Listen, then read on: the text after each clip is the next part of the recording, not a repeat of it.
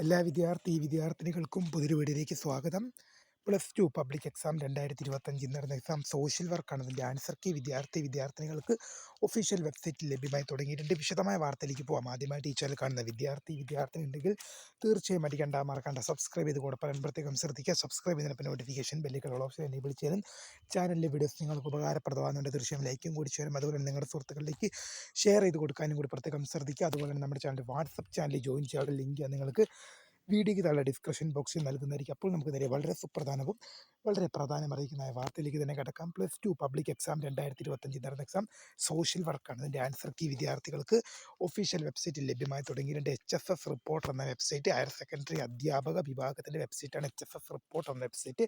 ആ വെബ്സൈറ്റിൽ വിദ്യാർത്ഥികൾക്ക് എല്ലാ വിഷയത്തിൻ്റെയും ആൻസർ കീ 2-3 ഡേയ്സിനൊക്കെ ലഭ്യമാകുന്നതായിരിക്കും. അതുപോലെ തന്നെ സോഷ്യൽ വർക്കിൻ്റെ ആൻസർ കീ ലഭ്യമാകും.